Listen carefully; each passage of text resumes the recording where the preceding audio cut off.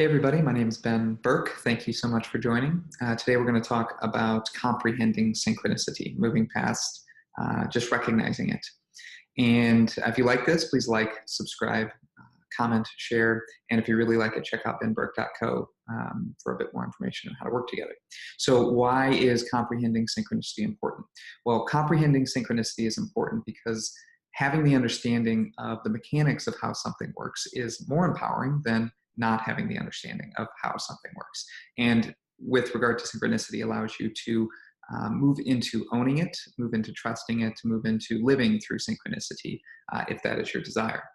There's a great tendency to look upon spiritual or non-physical matters as mysterious or rather something unknowable. And that's simply not always the case. As with anything, there's a rational and intuitive aspect, or rather a rational perspective and intuitive perspective that you can choose to take with respect to it. Bringing some rationality to the equation is important because it allows us to move through the awe state that we all experience when we have an incredible synchronistic moment. How does this happen? What are the mathematical improbabilities? And we can vortex ourselves into just being in awe.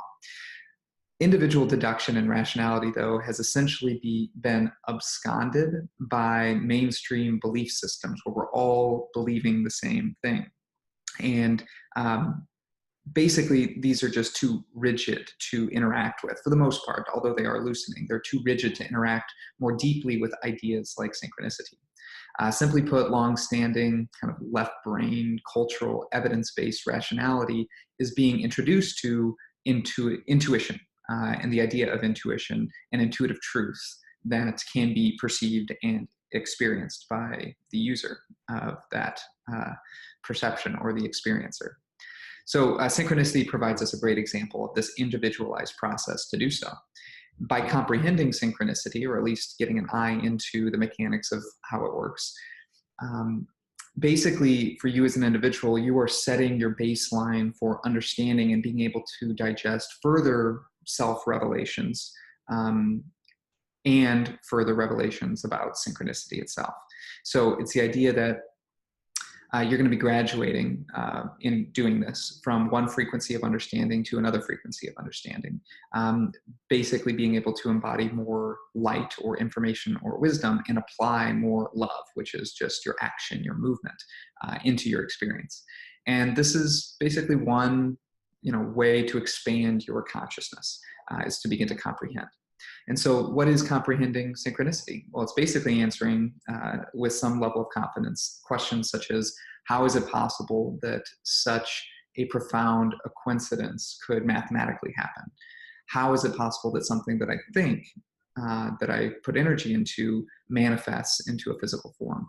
How can I make choices? How did I make choices that are basically unknowingly creating this situation of synchronicity? And perhaps most interesting, how do other people's choices create this synchronicity that I then experience? How does that all happen?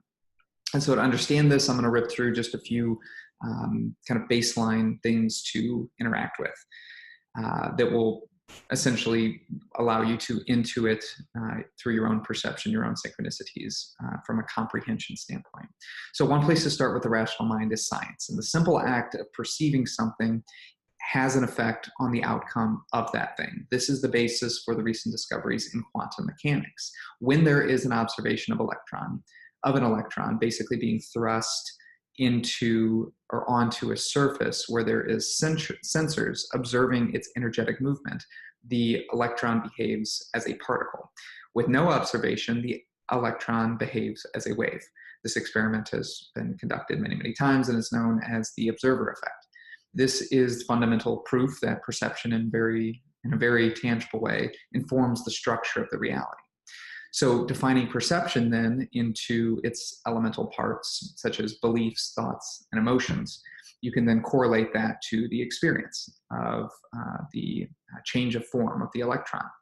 So all of the elements of our perception in one box, the most defining element is our beliefs. This is what informs many of the other elements of our perception.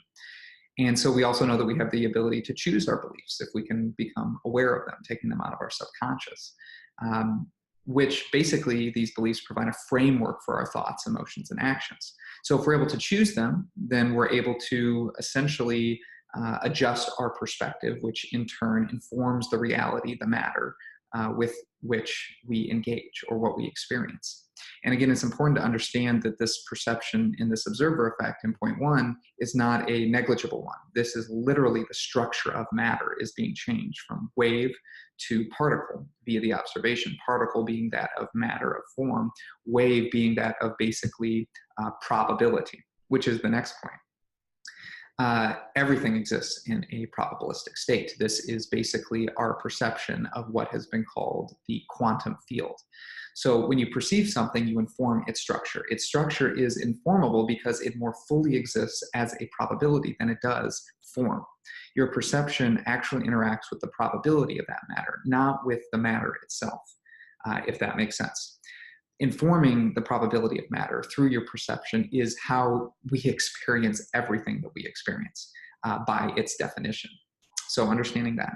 The third idea would be to comprehend that you are not completely and solely your physical body. There are so many ways in which to prove this to yourself if you don't already intuit this or know this or brought up in this idea.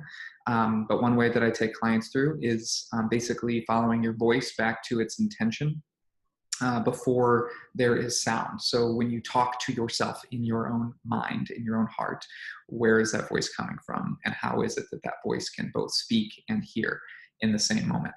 Another way to do this would just be to learn some meditation techniques and interact more tangibly with your emotional body or your mental body or your spiritual body in a way that is more tangible than you might perceive right now. So it's non-physical, but it's very tangible. And so the fourth idea to comprehend is that our visible light spectrum is from red to violet. Anything with a wavelength longer than red or 700 nanometers is not visible, and anything, any photon with a wavelength shorter than 400 nanometers, which is violet, is also not visible. However, wavelengths of light cover an extremely huge and vast amount of space, and basically from 100 meters or more to less than a trillionth of a meter. And we're only seeing, 300 nanometers of light. It's an extremely small spectrum. However, we can measure and perceive all these other things. We just can't physically see them with our eyes. So understanding that light exists outside of our visible spectrum, and in fact, the vast majority of light exists outside of our visible spectrum. So these are the things to reflect upon, to meditate on, to contemplate. And if you can comprehend these things, you can begin to comprehend synchronicity as something that is totally understandable. Your intentions, your beliefs, your thoughts, your emotions, your actions, via your perception, define your entire experience that you perceive. You are constantly informing your experience. You can't actually get away from informing your experience unless you are not perceiving it. Your experience basically includes the actions and decisions of other people. And this is where it gets interesting when you talk about ideas of free will. Basically, it's the idea that any interaction, any experience within your perception is material in its form, and therefore exists also in a probabilistic state.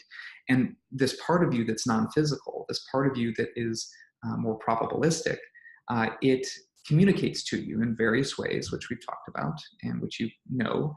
But one of the ways is through synchronicity, where it is essentially communicating, not in the form that we use that word communicate, but energetically communicating, magnetically, electromagnetically communicating through synchronicity. And it is through the probabilistic state of all of these occurrences that seem completely random and impossible to align. So it's basically with these understandings that you can begin to perceive synchronicity and really your entire human experience from a place of creation. The creation being from the non-physical you, not necessarily from the physical you, which is experiencing that creation. So these are things to reflect on. Thank you. And in the next video, we're going to talk about how to perceive more synchronicity. Like, subscribe, comment, share, check out benburke.co. Thanks.